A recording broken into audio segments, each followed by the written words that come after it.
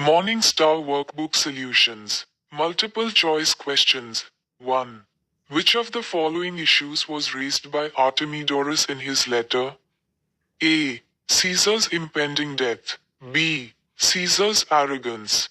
C. Caesar's immortality. D. Caesar's pride. Answer. A. Caesar's impending death. 2. According to Artemidorus, Caesar may survive if A. Brutus do not join the group of conspirators. B. Fates do not ally with the conspirators. C. Caesar is persuaded not to go to the Senate. D. Calpurnia accompanies him to the Senate. Answer. B. Fates do not ally with the conspirators. 3. How does this scene create suspense in the audience? A. By letting them know that Caesar would get more warnings. B. By letting them imagine that Artemidorus' letter may save him. C. By letting them know a change of plan according to portents. D. By letting them know that the conspirators' plan has leaked out. Answer. D. By letting them know that the conspirators' plan has leaked out. 4. Artemidorus is a representative of which of the following? A. Common citizens of Rome. B. Well-wishers of Caesar. C. Members of the Senate. D. None of the above. Answer. A. Common citizens of Rome. 5. Artemidorus describes the conspirators as A. Jealous creatures. B. Saviors of Rome. C. Envious usurpers. D. Masters of Rome. Answer. C. Envious usurpers. 6. There is but one mind in all these men. Who are these men? A. Conspirators against Caesar. B. Common citizens of Rome. C. Opponents of conspirators. D. None of the above. Answer. A. Conspirators against Caesar. 7.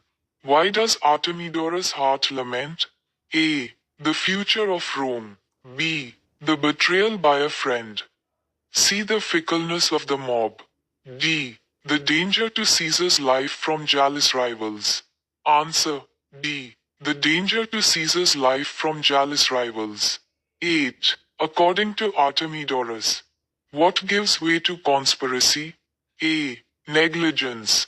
B. Overconfidence. C. Lethargy. D. None of the above. Answer.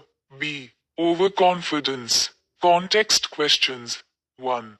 Artemidorus, there is but one mind in all these men, and it is bent against Caesar. If thou beest not immortal, look about you. Security gives way to conspiracy. The mighty gods defend thee. Thy lover. Artemidorus. Aye. At what occasion does Artemidorus say these words?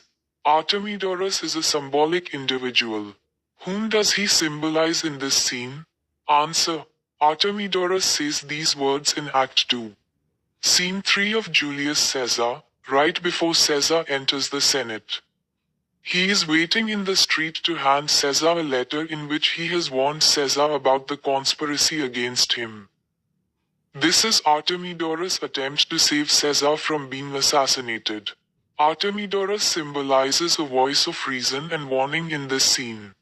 He represents those who are aware of the plot and are trying to protect Caesar. 2. There is but one mind in all these men. What kind of a mind do the conspirators have? What is the difference in motives for conspiracy between Cassius and Brutus? Answer. The conspirators share a unified mind driven by a collective determination to assassinate Caesar, driven by their belief that his death is necessary for the greater good of Rome. However, their individual motives differ. Cassius is motivated by personal envy and resentment towards Caesar's power, while Brutus is driven by a sense of duty to Rome. Believing that Caesar's death is necessary to prevent tyranny and protect the Republic. 3. Why are all the conspirators against Caesar? How would the request "look about you" be significant at this time? Answer. The conspirators are against Caesar because they fear that his rise to power threatens the freedom of the Roman Republic and could lead to dictatorship. The request, "Look about you," is significant at this time because it urges Caesar to be vigilant and aware of the danger surrounding him. It is a call for Caesar to be cautious, yet tragically, Caesar dismisses these warnings, leading to his downfall.